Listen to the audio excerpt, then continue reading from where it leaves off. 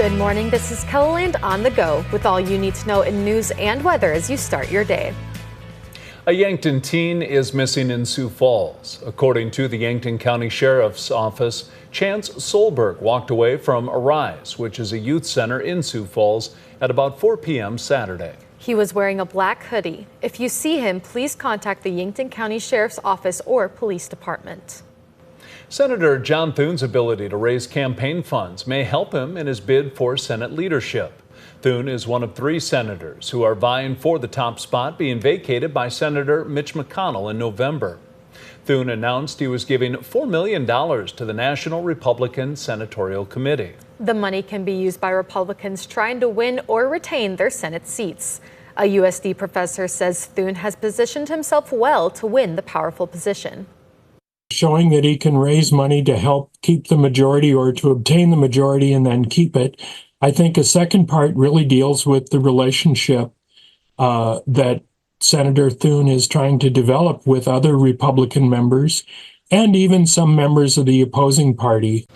The end goal for Thune in his bid for leadership is to shape and pass legislation he feels is important.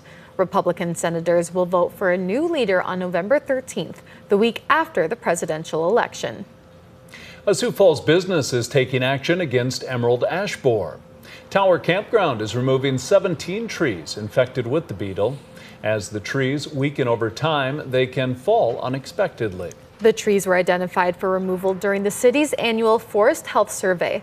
The business's message to other property owners: make a plan for their ash trees. We just didn't know what we were dealing with, so just being educated on that is really, really important. Do your research, reach out. If you see something wrong with the tree and you have it in your head, oh, maybe it just needs more water, that may not be the case. Sargent is hoping some of the ash trees can be treated.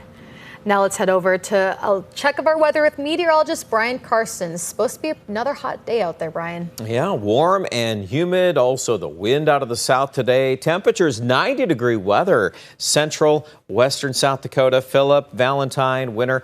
We've been tracking thunderstorms, though, farther east. That's a morning story as well. And highs will be in the middle 80s along I-29. That's a quick look at weather. We'll get to what to expect on those rain chances for the week ahead, coming up in just a few minutes. Thanks, Brian. The new week will bring a couple of new street projects to Sioux Falls. Starting today, South Voss Avenue will be closed south of Walmart and north of East 18th Street for utility work. The project is expected to be completed in a couple of weeks. Also starting today, lane closures will be in place on West 57th Street between Tennis Lane and Louise Avenue, so crews can overlay the street. At least one lane of traffic in each direction will be maintained over the next couple of weeks. Drivers need to slow down in these construction areas and may want to consider an alternate route. Saturday's football game between USD and Portland State was canceled after some Portland players caught whooping cough. The illness, which started impacting the team a few days ago, affects the lungs. Many members of the Vikings football program have been exposed, which led the 2 programs to cancel the game in the interest of the health of the student athletes. USD is now slated to play this Saturday, hosting Drake at 1 p.m. in Vermilion. A Sioux Falls woman is training for a mixed martial arts championship fight. Cheyenne Bowers has been training for the past 12 weeks for the interim women's flyweight world title. Bowers' record is 4-1, including 4 consecutive wins. It's going to be a difficult battle, though, as her opponent is undefeated. We expect it to be a really, really tough fight. The girls obviously 6-0 for a reason, so we're doing everything that we can to help prepare Cheyenne for that. The bout takes place on Friday. If Bowers wins, there will be a possibility she could secure a contract with the UFC. That's a look at some of today's top stories. Now let's get one last look at your weather with meteorologist Brian Karstens. Brian? All right, our weather picture today, well, we're starting off with some thunderstorms through the James Valley. That's been kind of the main area, and we expect that there's more to that, obviously being fed by some of the low-level winds and the instability. But overall, these things will probably tend to weaken here as we go through the middle part of the day. We'll see if this comes back tonight. I think it's possible. Sioux Falls, let's leave that 20% chance of rain going. South winds, though, dominant even into western South Dakota for tomorrow. And keep in mind, if you do catch a thunderstorm, It's still going to be a warm day tomorrow. A lot of folks will be in the 80s.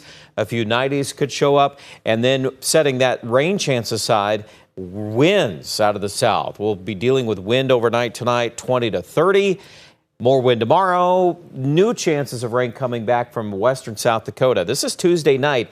I like that chance a lot better. I think that one is probably more organized. It's more consolidated, that is, and connected to the cold front that rolls on in. Speaking of a front, though, it's not really much of a cold front, as we'll see in our 7-day forecast. We're not going to cool things a lot until we get to perhaps the end of the forecast. 87 today, Mitchell, scattered thunderstorms, 87 degrees in Yankton, 90 our afternoon high in Winter. Lows tonight, upper 60s to low 70s. Again, we can't rule out a few more widely scattered showers and thunderstorms. Tomorrow, another 20% chance of that scattered thunderstorm, and upper 80s, close to 90. In fact, mid-90s out toward Valentine, 97 in Phillip. It's been hot. It's going to stay warm. We've got 50% chances of rain in the forecast for Wednesday. And again, for Sioux Falls, a lot of that's going to come in from the west there early in the day. We can't rule out some scattered rain on Thursday, and then probably the next system to watch comes out by the weekend, late Friday into Saturday. So we'll be watching the details with that. Temperatures should cool by the end of the week into the 70s. And for Pierre and Rapid City, it looks like this first round coming up Tuesday night, early Wednesday. That's a better chance of rain. And then another wave will come out by the end of the week. So keep in mind that, yeah, we're still working out the timing issues, but overall the general trend is more active weather and cooler temperatures by the end of the week. Find out more details online at KELOLAND.com.